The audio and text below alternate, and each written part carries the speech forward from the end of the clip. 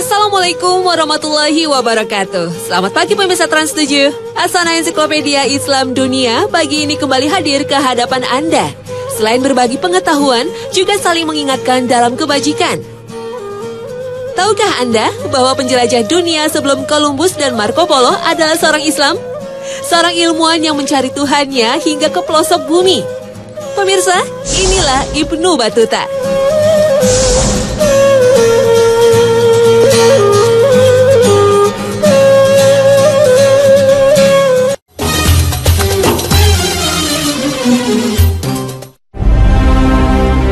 Bayangan Anda bila di zaman modern seperti saat ini masih ada yang berpikir bahwa bumi itu tidak bulat alias datar. Adalah Flat Earth Society yang memiliki pandangan seperti itu. Meski teknologi sudah membuktikan secara empiris bahwa bumi itu bulat, fakta seperti ini dianggap sebuah konspirasi tingkat tinggi Badan Antariksa Amerika Serikat untuk kepentingan tertentu. Salah satu teori terkemuka mereka menyebutkan bumi serupa piringan, di mana lingkaran Arktik berada di pusatnya. Sementara Antartika, sebuah dinding es setinggi 150 kaki atau 45,7 meter, berada di pinggirannya. Namun, abad ke-21 ini, di mana informasi berkembang pesat dan teknologi luar angkasa luar biasa maju, apakah mereka serius? Tentu saja mereka serius. Jadi, biarkan saja mereka mempertahankan pandangannya. Yang pasti, pembuktian bumi itu bulat sudah dilakukan para penjelajah dunia beberapa abad silam. Di abad ke-16, Nicolaus Copernicus mengungkapkan teori heliosentris dan diperkuat lagi oleh Galileo.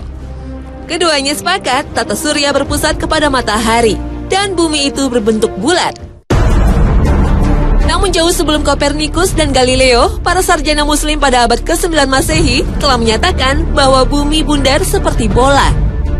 Pada tahun 830 Masehi, Muhammad bin Musa al-Khawarizmi beserta para astronom lainnya telah membuat peta globe pertama. Saat itu, para astronom muslim juga menyatakan bahwa keliling bumi mencapai 24.000 mil atau 38,6 kilometer.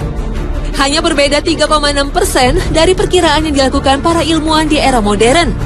Pada abad ke-10 Masehi, ilmuwan muslim bernama Abu Raihan al-Biruni mengukur jari-jari bumi yang mencapai 6.339,6 kilometer. Hanya kurang 16,8 kilometer dari nilai perkiraan ilmuwan modern. Teori bentuk bumi bundar seperti bola juga dinyatakan geografer dan kartografer muslim Abdullah Muhammad Ibnu al-Idrisi Asy-Syarif. Pada tahun 1154 Masehi, Al-Idrisi membuat peta bola bumi alias globe dari perak. Bola bumi yang diciptakannya itu memiliki berat sekitar 400 kg.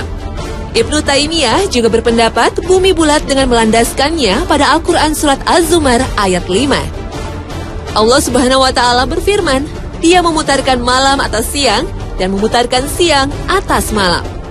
Selain itu, para ulama juga berpegang pada Surat Al-Anbiya ayat 33.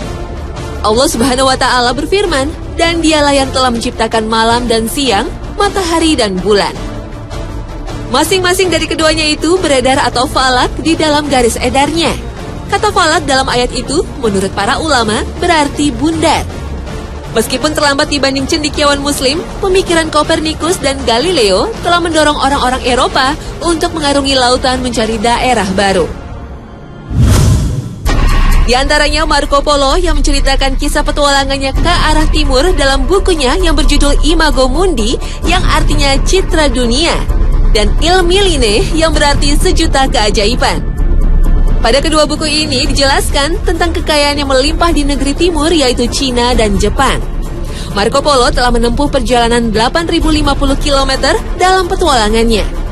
Pada umur 17 tahun, ia berlayar ke timur bersama ayah dan pamannya Niccolo Polo dan Maffeo Polo. Ia menapaki Armenia, Persia, Afghanistan, melewati Pamirs, Mongolia, dan Cina. Di Mongolia, Marco Polo menjadi orang Eropa kepercayaan Kubilai Khan.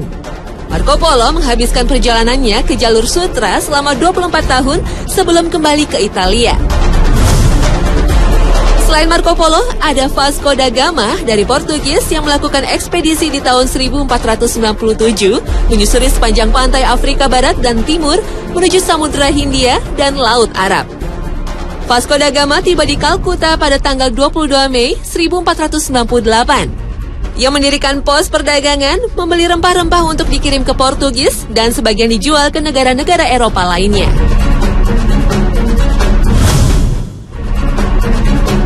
Penjelajah Eropa lainnya adalah Christopher Columbus.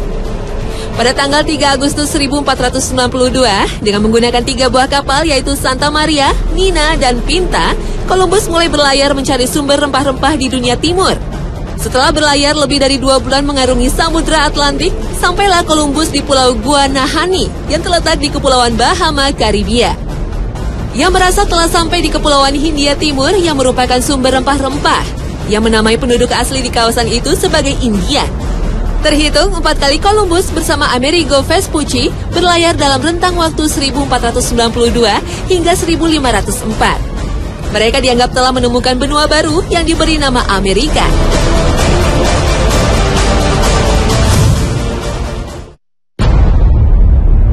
Di antara para penjelajah samudra, Ferdinand Magelhaens dianggap yang pertama kali mampu mengelilingi dunia.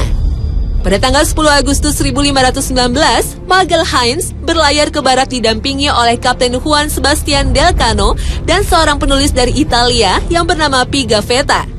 Penulis inilah yang mengisahkan perjalanan Magelhaens dan Delcano mengelilingi dunia, yang membuktikan bahwa bumi itu bulat seperti bola.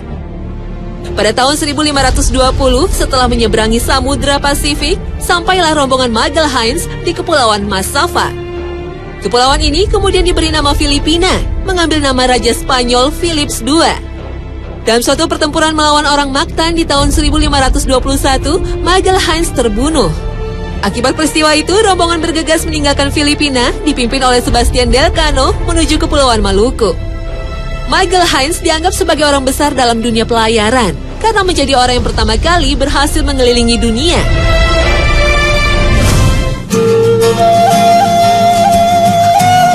Nah, dunia Islam pun memiliki sosok penjelajah yang melegenda.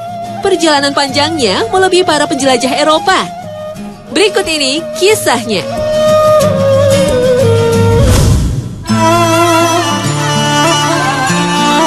Anak muda dari Tangier, Maroko ini merelakan hidupnya pada hembusan angin yang membawanya kemanapun ia singgah. Napak tilas perjalanannya menempatkannya sebagai penjelajah dunia terbesar yang memiliki peradaban Islam dan dunia. Ia bernama Ibnu Battuta. Di pagi hari yang dingin, tahun 1349, seorang pria Arab berkuda lambat menuju gerbang kota Tangier di pantai Afrika Utara. Bagi Ibnu Battuta, ini adalah akhir dari perjalanan jauhnya. Ketika ia meninggalkan rumahnya di Tangier 24 tahun yang lalu, ia tidak pernah merencanakan sebuah perjalanan sedemikian jauh dan lamanya. Dari kejauhan, matanya menyusuri lekuk putih atap-atap rumah dan kubah masjid yang berlatarkan Laut Atlantik. Ia mencoba menyusuri kembali ingatannya akan wajah kota yang telah ia tinggalkan selama hampir 1/4 abad lamanya.